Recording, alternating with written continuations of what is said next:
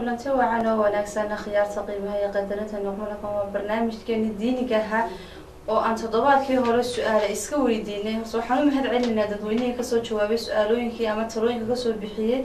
laakiin waxaan ka wadanaa ogeysiis su'aalaha laga soo jawaabayo oo farabadan yihiin dadkuna oo farabadanaya maadaama ay taas jirto dadkii farabadanayaan waxaan sameynaynaa hab adi kadib dadku ay ku koobnaadaan habeen kasta waxaan sameynayaa 8 su'aalood 8 su'aalood laba ayaa sigrad ku dhex noqon doona labadaas su'aalood cidii ka soo jawaabto oo khaasatan qofka uu garanayo cidii ka soo jawaabto oo abaalmarin lagu doonsiin doona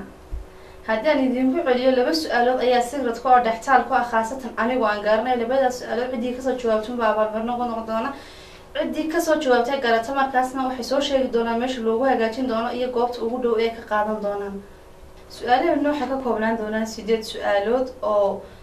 kala ah 1 iyo 2 iyo 3 aan kala sheegi doono su'aasha ugu horeysa sheeg saxaabigii maalintuu dhintay carshigu galiyay sheeg saxaabigii maalintuu dhintay carshigu galiyay sheeg saxaabigii dhimashadiisa malaa'igtu maadhay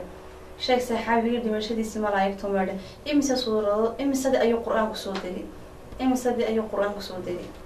su'aashana afraad sheeg suurada ku dhamaata wadara sheeg suurada ku dhamaata wadara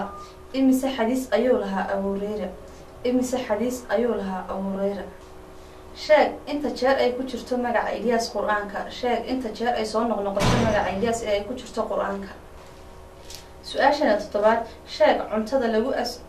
cuntada lagu casuumi doono ehlu jannada sheeg cuntada lagu casuumi doono ehlu jannada ayaa su'aashana sideedada ugu dambaysa ayaa aasaasay dhakhtarkii ugu horeeyay ee lagu daweeyo maskaxda haddii aan su'aalihii habeenkii hore aan isweydiinay aan halkan ka jawaabo wiil ayaa ka soo jawaabay 6 su'aalood Mukhtaar Cabdiyahna la yiraahdo waxaan haddii aan su'aalihii ka soo jawaabay aan xagan inaga sheego suurad Caruusatul Qur'aan bari waa suurada Ar-Rahma Al-Abraar waxa la sheegay wali 26 jeer Madiina waxa ku soo degay wali 28 suuradood inta kalena su'aalihiisa 6 su'aalood buu wada saxay wiilkaas waxaan ku leenahay Mukhtaar Cabdilaahi aad ayaad u mahadsantahay si aad uga soo jawaabtay su'aalaha iyo dad